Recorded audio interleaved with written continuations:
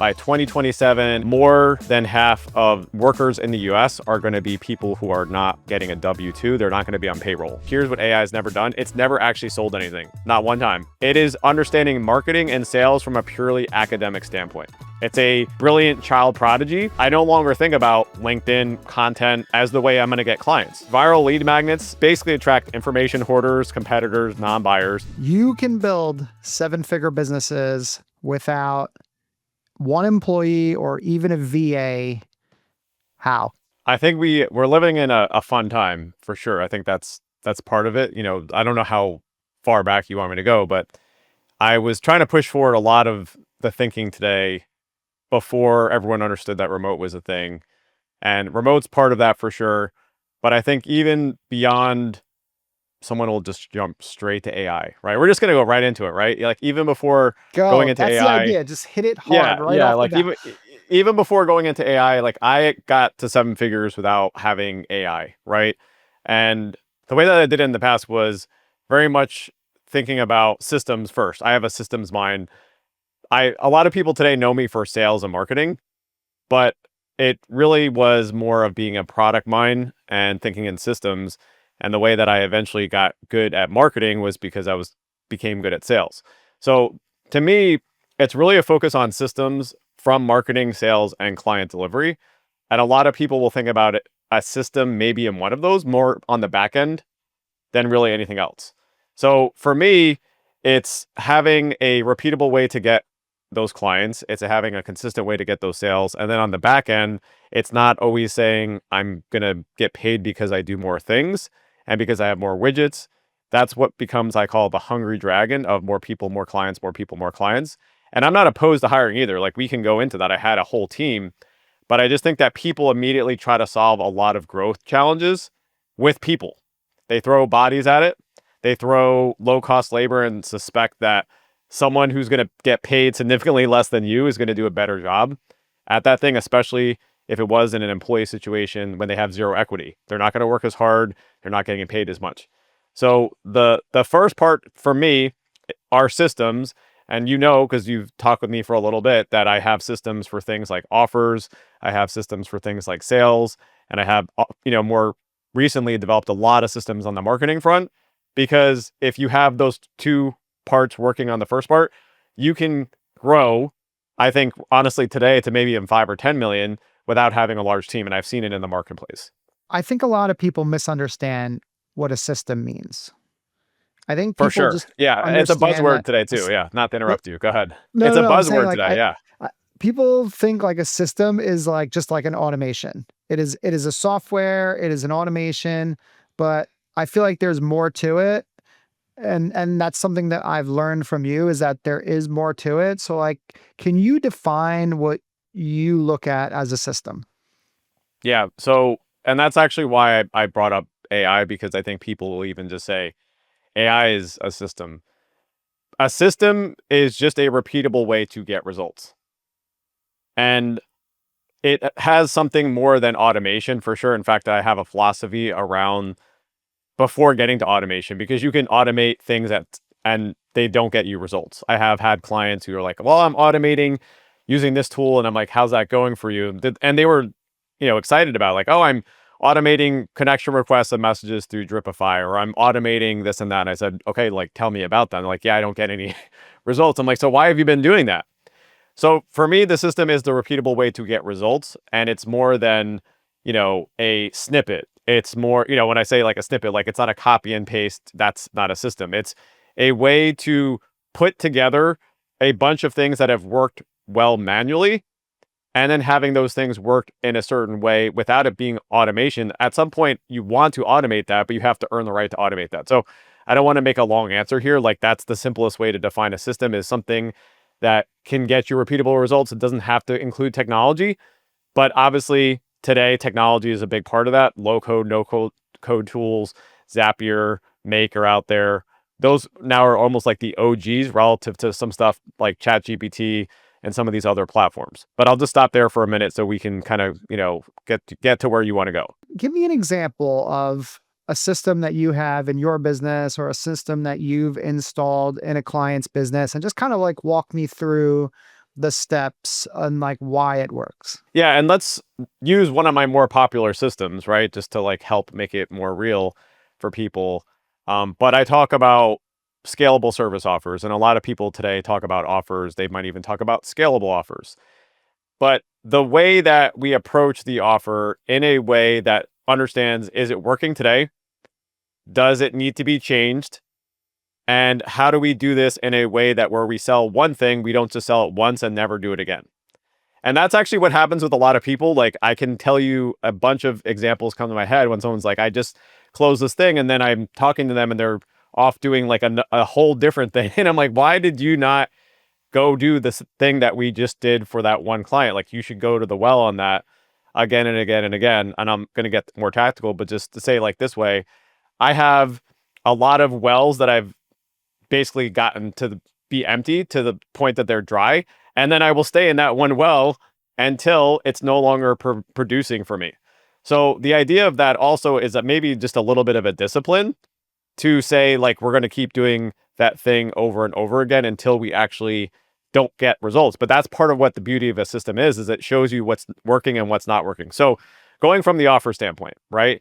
A lot of people think about offers and they say offers are about sales.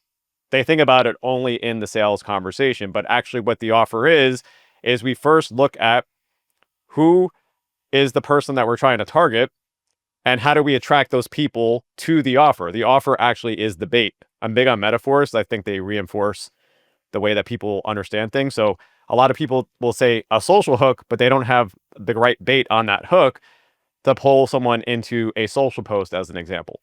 So in this system that we're talking about here, the scalable service offers, we're going to look at our laser targeting, which is like a much more precise way of targeting.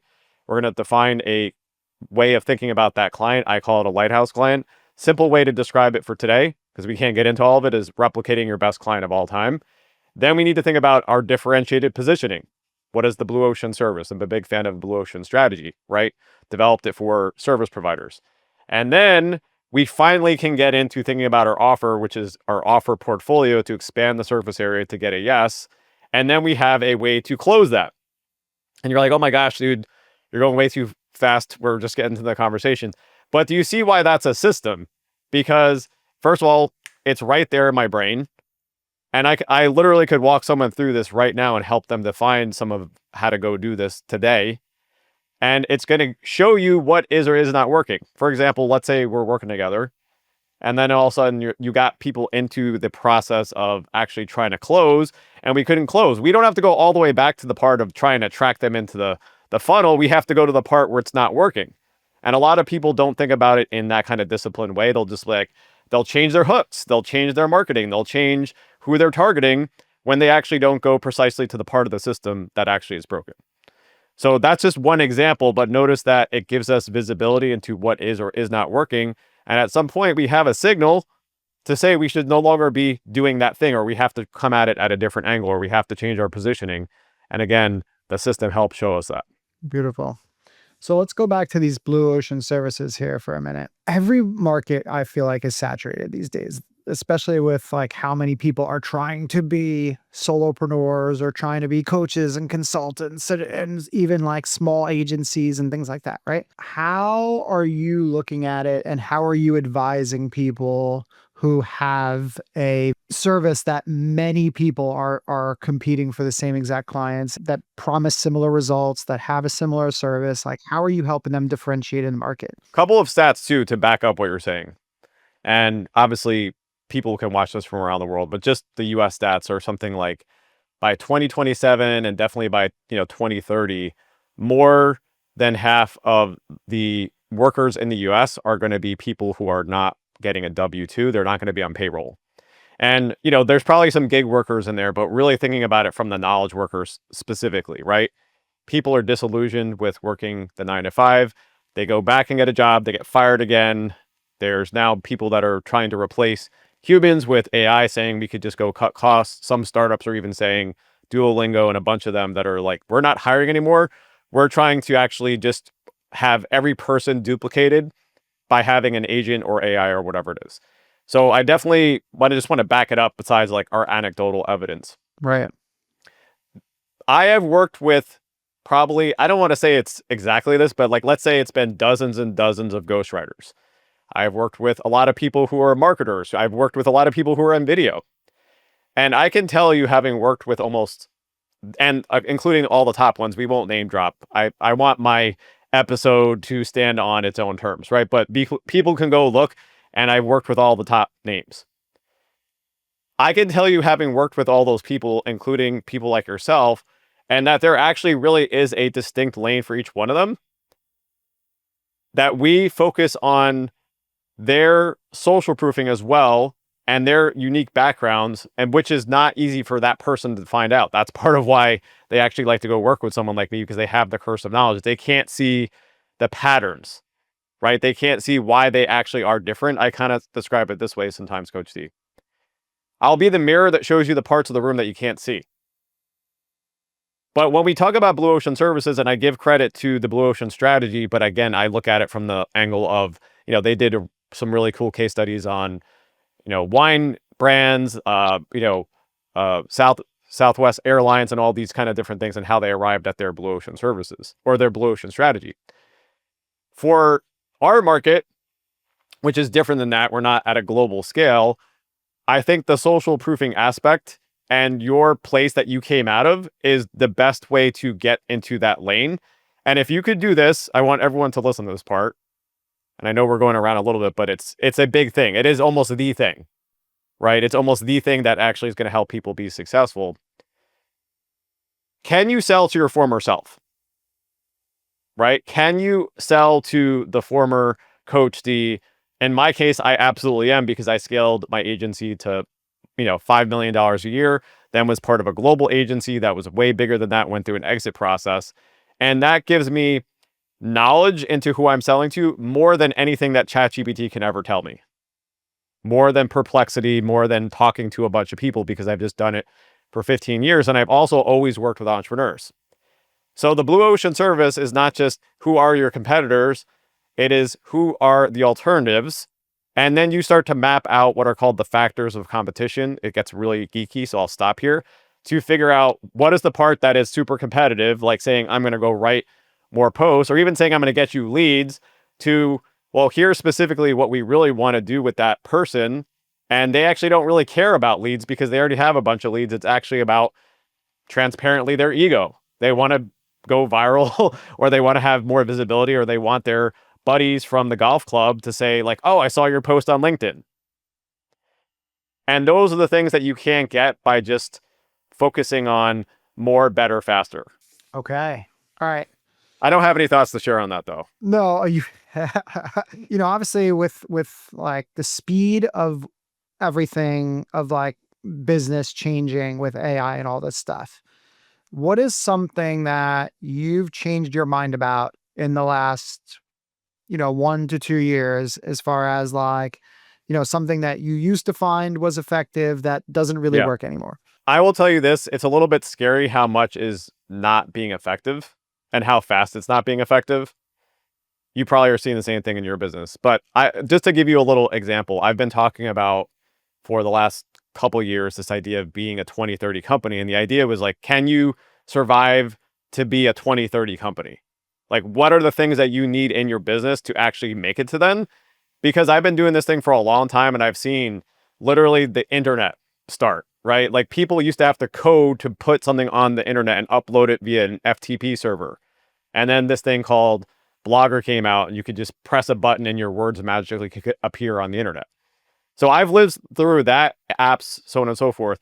And the speed at which this is coming is actually kind of like scary to me, not to the point that like I'm shaking in the corner, but I think the 2030 company might almost be like a thing I can't talk about, because it's really like, are you a 2026 or are you a 2027 company?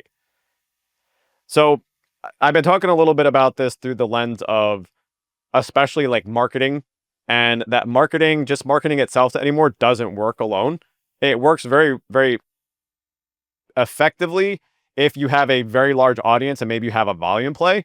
But if you are someone who's trying to sell like a 5 or 6 figure thing, just having marketing alone isn't going to get you the kind of leads that you want anymore. You actually have to have a go-to-market motion with that marketing.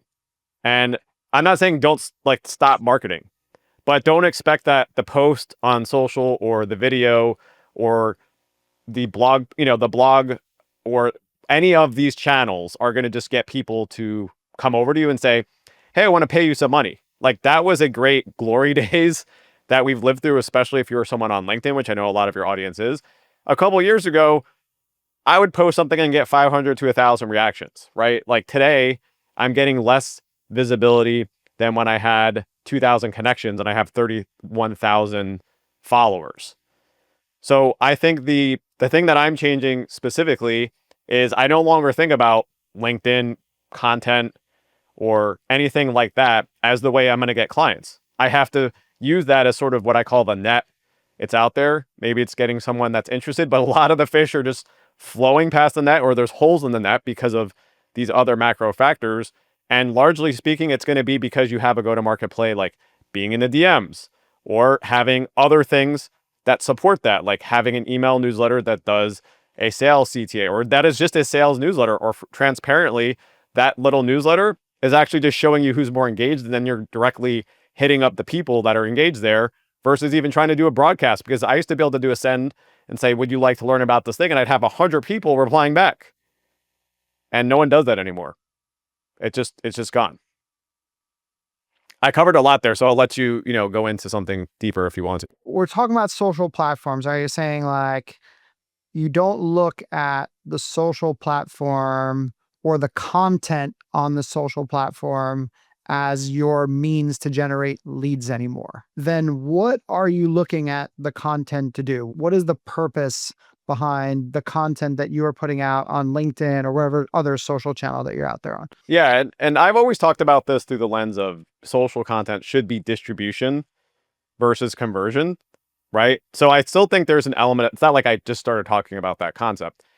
I just think in the past that we would actually get some lead interest or some more generation of people into leads because we were getting the visibility, we were getting the distribution that LinkedIn was rewarding people. And honestly, we helped build the platform that they then are monetizing, right? Like you and I were people and a whole bunch of others were basically building their platform to help them. Now every single post has a boost post.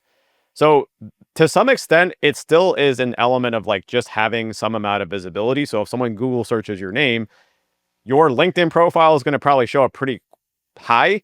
And if the last time you posted was 3 months ago, like people are going to think that no one's home, right? People are going to think that you're not out in doing business. So it's still up about some of the same things. It's still about thought leadership. It's still about establishing credibility.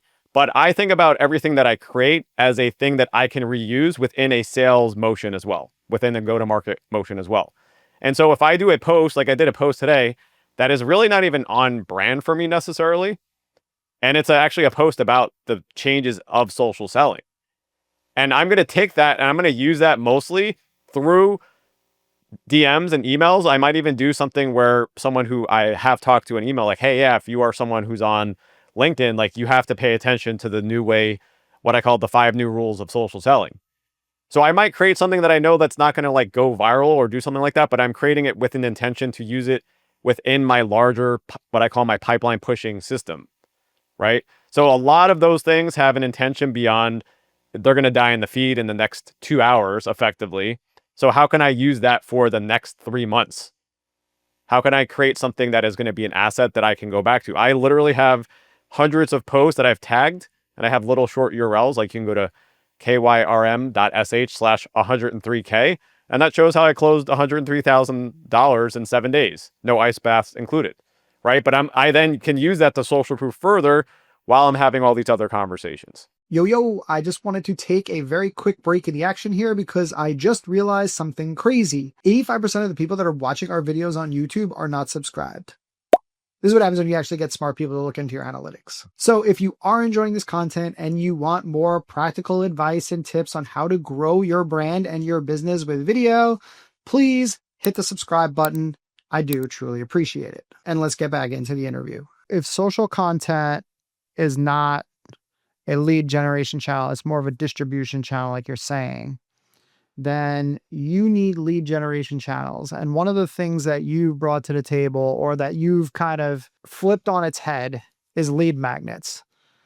And you created something that instead of a lead magnet, you call it an offer magnet. Which is that trade?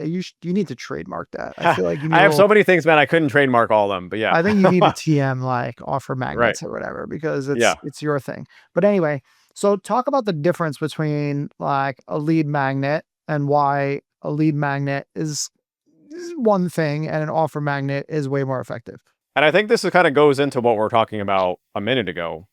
The idea being that lead magnets in general are where emails go to die. I kind of lead with that every time I talk about a lead magnet. Most people go to build a lead magnet. It's not something that comes out of the current existing work where someone has told you that thing that you do is really valuable. And as a result of that, they don't get people into a queue who are actually going to then convey into part of the business, into one of your offers. So the idea of the offer magnet is take something that clients have already told you that's hyper validated and tie it specifically with an intention to generate revenue more quickly, because it might be something that you do early on in the process, right? When people come and join and work with me, one of the first things that we do is actually work on our offers, because the offers are the link between marketing, sales, and client delivery. So I can take a portion of that, expose that publicly to people because they already have said, oh my gosh, I just had 3 new clients join last week. And they're like, I can't, my brain's exploding just on this one thing that we're doing. That's great, right? So I know that that's validated. I can take that out to the market and then use that to start generating sales conversations. But you have to have a process in place, going back to systems. And I did this manually, by the way. Someone would buy an offer magnet and I would manually follow up and say, hey, Coach D, what is it that you're trying to do with this thing? Or what are you trying to solve right now? And people that buy from you, even in a $29 thing, it's not a course, right? Courses today really don't work as well. But something that they've spent $1 on or invested their time into, they're going to have a conversation with you. And I generated hundreds of thousands of dollars because that was a conversation opener, which I then later automated. So the idea of the offer magnet is to start those sales conversations more quickly. Today, I'll just end on this. These viral lead magnets are prolific. Like I just wrote about this as well. Like every other post is a viral lead magnet. You comment for something and they just basically attract information hoarders, competitors, non-buyers. And you could obviously sort through all those things to find the nugget. Why not just actually focus on building something and only giving it to people that really are what I call the Lighthouse clients, and then having a much more valid conversation that's going to lead to sales more quickly. Yeah, that's true. It is like it's amazing how many posts you go see. It's like comment the word this and comment the word this and comment the word this. Yeah, I did that years ago, which is funny because it was like all things old become new again. But the way that they're doing it today is really, I think, indicative of, like, I didn't mean to interrupt you, by the way, but I just, like, it's indicative of the place of where people are trying to understand. Like a lot of it is related to AI, right? A lot of it's related to these elaborate systems, like, oh, I build an agent that replaces 27 team members, and they show like all the employees being essentially AI agents. People are interested in it, but they're also not going to act on that information because they have zero barrier to entry. Essentially, there's no commitment or friction other than here's free information. Again, you've worked with like 500 plus solopreneurs or whatever, again, helping them build and grow. What is something that like your best clients or the best solopreneurs understand that most people don't? Yeah, and I think if we actually counted the number of entrepreneurs, it would be even higher than that. But like that's who I've worked with in the last number of years, right? Like specifically as service-based businesses. And I would say it this way. Maybe I'm going to answer it slightly differently, and you tell me if you want me to go a different way.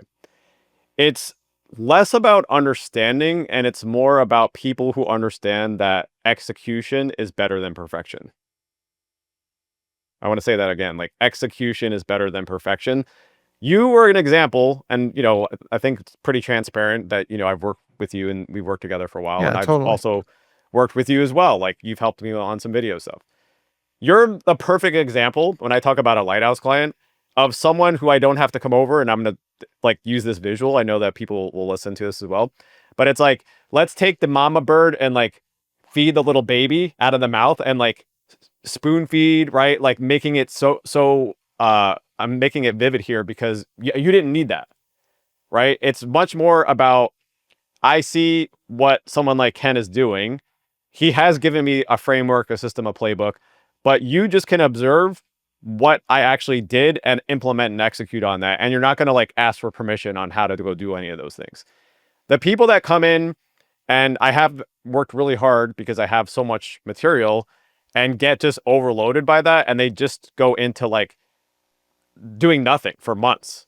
And I keep pinging them. I'm like, hey, like you're working on doing content, you're working on your website, you're working on all these things that are not going to move the needle in the business, or you've actually built a decent size audience on social or your email newsletter, but you're not selling anything. You're just showing up as a buddy. Execution and being okay to say that like you've provided a lot of value. It's okay to sell. It's not salesy to say, I provided all this stuff and I'm here to do business.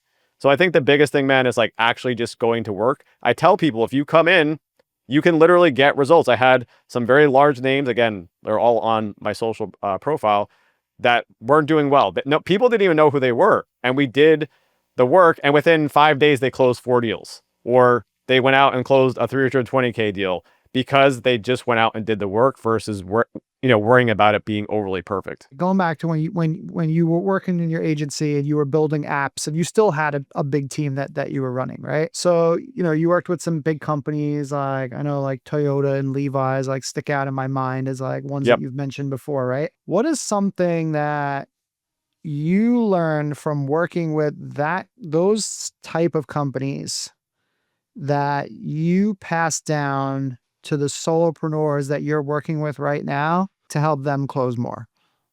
Yeah, and I think this is like a big difference of, I get compared to a lot of what I'll just call gurus or business coaches or influencers because I have a decent sized audience. I know how to talk on camera and all those things.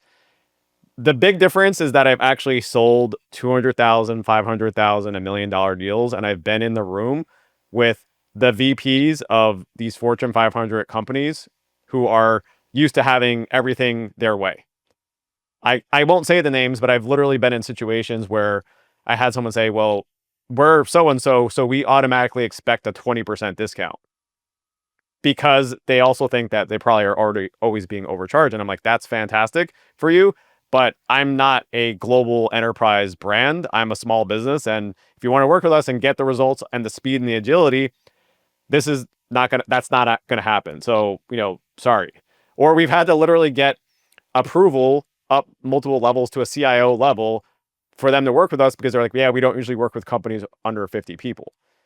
So part of what I try to explain through that process, obviously part of that is the differentiator that I can actually pull from those stories, right? And be able to say, like, here's what it looks like to run a $5 million thing or as part of a $20 million agency and so forth. But it's really understanding that there is not a one size fits none approach to selling. If someone is selling you something that is $1,000 or $2,000 and they've only sold those kinds of things, they can't teach you how to close a deal that's bigger than that.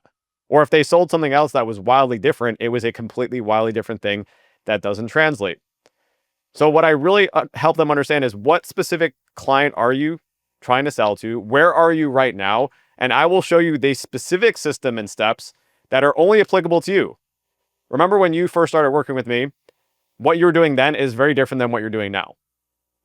What someone who actually has a team that supports them, not saying they have to like be employees, is very different than someone that actually is just an advisor.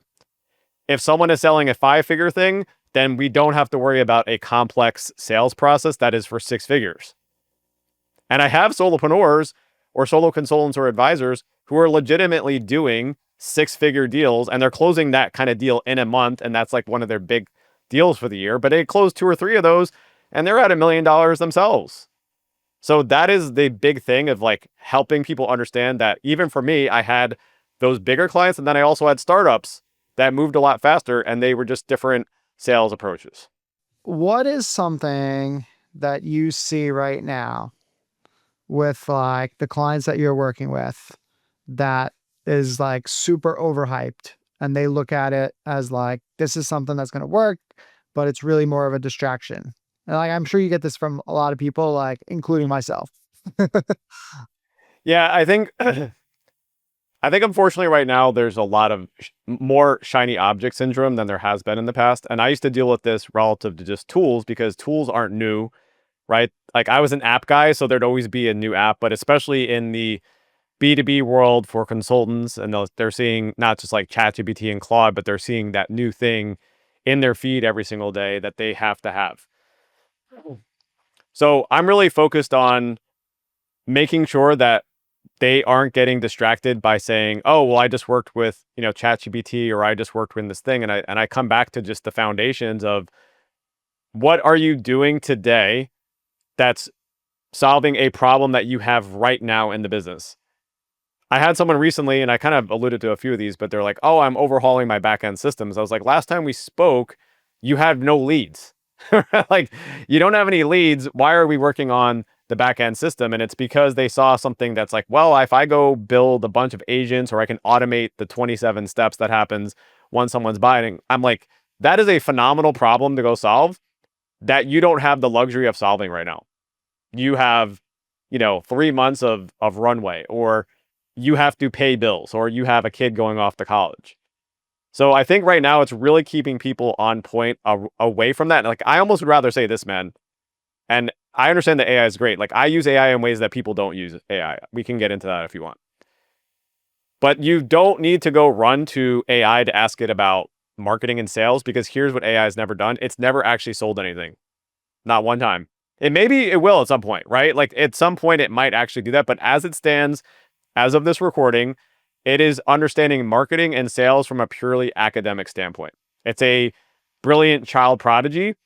But if you know, because we just recently celebrated a holiday, right, around people like us, and you go ask that really smart child something, and then all of a sudden it goes off in some other direction, and like you made the mistake from step one, not like step 17, like you messed up on step one. And I have a little bit of an advantage here. I know I'm digressing a little bit from the question, but having led a lot of engineers, especially, I see AI like has the engineer brain, which is I know how to solve any problem. But unfortunately, they try to go solve that problem in a way that doesn't make sense because they're so smart. I'm like, you try to go through this wall with a sledgehammer, but this other door is open. Like, why didn't we step through that door? And that's the kind of conversation that I'm having often with ChatGPT. And I'm like, why did you think about this way? And I want it to get smarter. So I actually try to educate it first. And then it's like, oh, that's on brand for you, KY. Like, I'm sorry, you're right. We shouldn't have done it this way. So I'm Hmm. I'm digressing from the conversation over the Okay, well, all question. right. So you're digressing, but like you're going in a good direction here. And like I am definitely interested to hear what you're doing with AI that nobody else is doing. Well, and like it sounds conceited for people that don't know me. But also like there are some prompts that you can ask AI, and you can say like, "Hey, I want you to rate me based on the market, how I work with you, so on and so forth, and don't just tell me things I want to hear." And I'm in the top 1% according to that, because I'm actually building end-to-end systems and I'm troubleshooting ChatGPT and Claude. So beyond some like things that people have probably read about and seen in their feed, but I have some of those things. Like I legitimately can take a transcript and have a perfect newsletter written out, like a perfect newsletter that needs a few changes. It took a lot of work to get there and it took iteration, but that's part of what people don't do. Like I set up projects. Projects aren't unique to me, but I have a set of projects. Some of them are about writing app scripts for Google Sheets. Some of them are about business help. Some of them are about giving it project knowledge, especially in Claude, you can load up project knowledge. So I have a lot of things that I know I would have to have paid someone, and I know that you have paid people to do some of these things that legitimately sounds more like me. You probably don't even know that I've been using that. You probably just thought like this sounds like KY because I've worked so long and hard that it's literally just me. So there's some things on that side. The end-to-end systems though, I'm getting to a spot where I have some of these app scripts, for example, simple things. Let's say you and I we're connected on LinkedIn, but I have never sold to you before.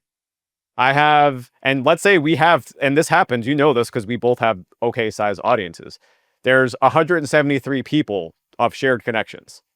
That's a lot. Something that immediately translate authority and credibility to you is what? Your actual people that were shared connections that were clients. I now have things that I wrote with ChatGPT Claude that immediately can highlight my 5 customers out of the 127 shared connections, right? It's a tool that I built. Like, I haven't sold it or automated it. It's just my tool. But it's another example that when I'm going through and I'm like, oh, this person looks interesting, I used to go through and manually look at like who are the people that I might want to mention. And if they're a person like you, I'm going to prioritize them over a person that was a past client, even though I have big names, because I don't talk to them as often. Just a bunch of things like that in my back pocket, right? That it's essentially what I call the fleet of me. And at some point, I could even get a VA. I have a person that actually just helps me with some very, very basic things more recently. And like, I'm talking about like super basic things, but they're really good and attentive to detail. And I'm like, hey, could you just do this one thing for me? It's a data thing. And they just go do it.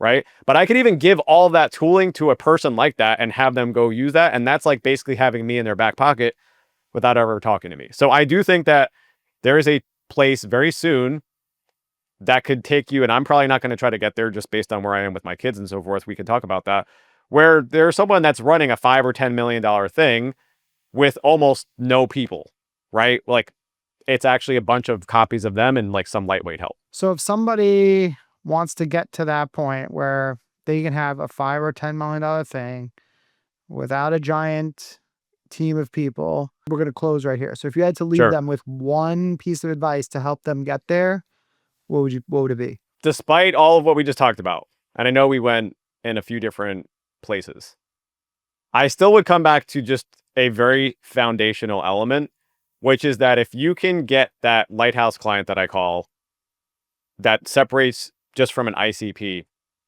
and get it so specific, it doesn't have to be vertical specific, right? Like, I've worked on making it very horizontal, but I think when you get that client that's willing to pay you for expertise, pay you for advice, pay you for not doing more things, I believe that that is the foundation for getting to whatever number you need to get to.